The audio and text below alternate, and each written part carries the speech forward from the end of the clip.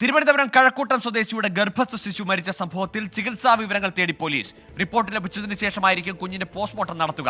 കുട്ടിയുടെ മൃതദേഹം വിട്ടുനൽകുന്നത് വൈകിപ്പിക്കുന്നു എന്ന പരാതിയുമായി കുടുംബം രംഗത്തെത്തിയിരുന്നു.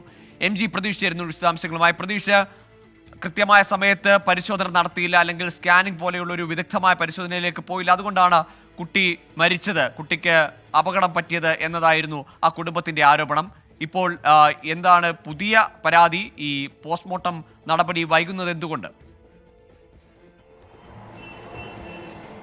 ഗൂഗിൾ സൂചിപ്പിച്ചതുപോലെ തന്നെ കൃത്യമായ ഒരു പരിശോധന നടത്തിയില്ല. അതാണ് കുഞ്ഞിന്റെ മരണത്തിലേക്ക് നയിച്ചത് എന്നതാണ് കുടുംബത്തിന്റെ പ്രധാനപ്പെട്ട ആരോപണം. 16-ാം തീയതി കുഞ്ഞിന് അനക്കമില്ല എന്ന് പറഞ്ഞ് തൈക്കാട് ആശുപത്രിയിൽ എത്തുന്ന ഗർഭിണിയെ കുഞ്ഞ് ഉറങ്ങുന്നുവെന്ന് പറഞ്ഞ് മടക്കി അയക്കുന്നു. പിറ്റേ ദിവസം നടത്തിയ സ്കാനിങ്ങിൽ കുഞ്ഞ് മരിച്ചതായി കണ്ടെത്തുന്നു.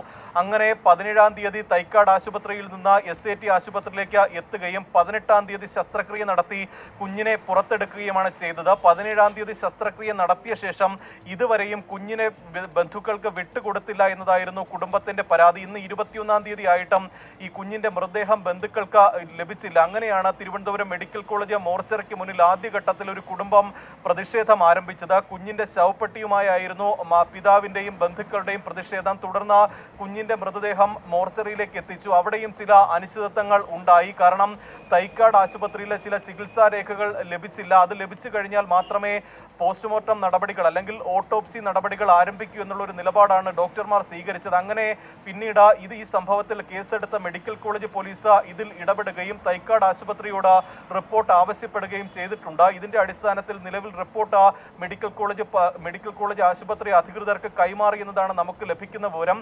അല്പസമയം മുമ്പ് ഈ കുഞ്ഞിന്റെ ഓട്ടോപ്സി നടപടികൾ ആരംഭിച്ചിട്ടുണ്ട്. ഈ പത്തോളജിക്കൽ ഓട്ടോപ്സി നടത്തിയാൽ മാത്രമേ മരണകാരണം സംബന്ധിച്ചുള്ള കൃത്യമായ വിവരം ലഭിക്കുകയുള്ളൂ. അതിനുശേഷം മറ്റ് തുടർ നടപടികളിലേക്ക് പോലീസും കടക്കും. എന്തായാലും ഗുരുതരമായ ആരോപണം, ഗുരുതരമായ അനാസ്ഥ സംഭവിച്ചു എന്നതാണ് കുടുംബം പറയുന്ന കാര്യം.